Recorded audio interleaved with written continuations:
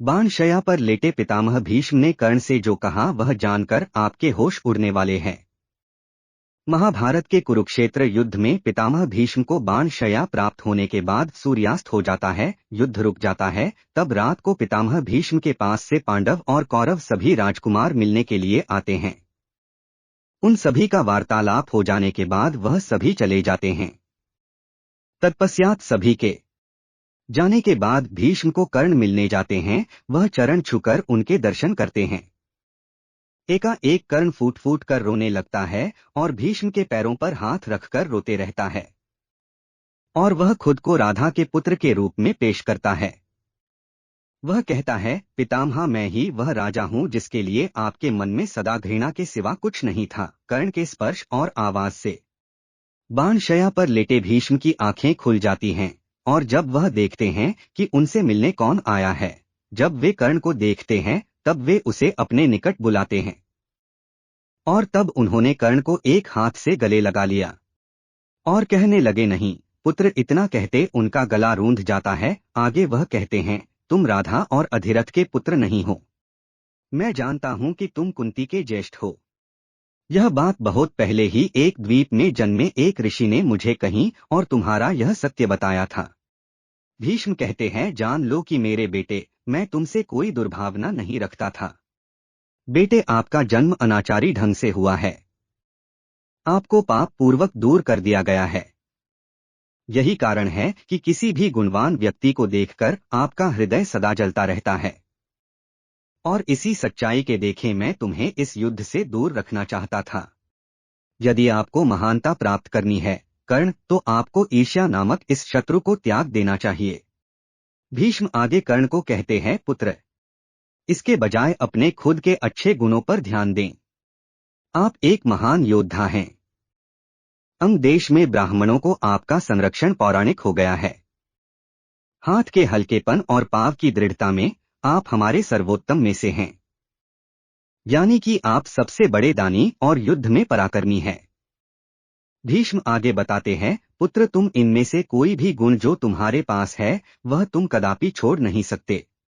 और इसी तरह यदि तुम अन्य पुरुषों को स्वीकार करते हैं जो आपसे बेहतर हैं, तो यहाँ कोई तुम्हारा शत्रु नहीं। अपने दिल को शांत करो पुत्र। अपने आप को यह विश्वास दिलाओ कि भीतर देखना बाहर से 1000 गुना अधिक फलदायी है। और एक बार जब तुम अपने ऊपर यह शक्ति प्राप्त कर लोगे कर्ण, तुम वास्तव में महान हो जाओगे। अब तुम्हें स्वयं को सिद्ध करने के लिए कि तुम पांडवों से श्रेष्ठ हो, यह युद्ध लड़ने की आवश्यकता नहीं होगी। वाकई तुम उनमें से एक हो। आगे भीष्म कहते हैं, क्या तुम नहीं जानते कि यह युद्ध अच्छे आदमियों को धरती माता से नष्ट कर रहा है? वापस जाओ और उसे सावधान करो। तुम दुर्योधन से कहो कि उसकी मृत्यु निकट है, उसे लड़ाई बंद करने के लिए कहो। यदि तुम उसे बताओगे, हे अंग के राजा, वह सुनेगा। जैसा मुझे ज्ञात है वह केवल तुम्हारी बात सुनता है, इसीलिए यह कर्म करो पुत्र, इसमें सभी का कल्याण है। तब पितामह भीष्म की बात सुनकर कर्तव्य के प्रति समर्पण भाव से भरे कर्ण हाथ जोड़कर और सिर झुकाकर भीष्म की बातें सुनता है। जब उसके बोलने का समय आता है तो उसका लहजा नपातुला आदरपूर्ण होता है। कर्ण कहते हैं, निसंदेह जैसा आप कहते हैं वैसा ही होता है पितामह। यह युद्ध जो हम इस मैदान पर लड़ रहे हैं, यह एक क्रूर युद्ध है। कई लाख आदमी इसमें अपनी जान गंवा देंगे। शायद आप और मैं उनमें से 2 होंगे। लेकिन मैं दुर्योधन को इतनी देर में पीछे हटने के लिए नहीं कह सकता। मेरी व्यक्तिगत मान्यताओं को छोड़ दूं तो दुर्योधन यह कदापि नहीं चाहता। और जो वह चाहता है, और मैंने उनकी सभी इच्छाओं को पूरा करने के लिए अपनी शक्ति में सब कुछ करने की शपथ ले चुका हूँ। मुझे क्षमा करें मगर मैं अपनी शपथ से पीछे नहीं हट सकता। जैसे पितामह जीवन भर आपके पास अपनी प्रतिज्ञा सुरक्षित रही है, वैसे मेरे पास मेरे मित्र को दिया गया वचन है। पांडवों के प्रति मेरी शत्रुता, चाहे ईर्ष्या से प्रेरित हो या किसी अन्य भावना से, कम होना असंभव है। कल्पना कीजिए कि दुनिया क्या कहेगी अगर हम अब लड़ाई को बंद कर दें। हे पितामह, अब यदि युद्ध रुक जाता है तो किसे विजयी माना जाएगा और किसे परास्त? निस्संदेह जो व्यक्ति अब शांति का सुझाव देता है उसे भविष्य के इतिहास कायर ही कहेगा। आपने अपना गौरव प्राप्त किया है। आप एक सच्चे क्षत्रिय की तरह लड़े हैं और एक सच्चे क्षत्रिय की तरह आज आप यहाँ बाणों की शैया पर लेटे हैं। आपका स्वर्ग का मार्ग सुरक्षित हो चुका है। पितामह, आप अपना उद्धार प्राप्त करने के बाद आप हमें त्याग करने की सलाह देते हैं।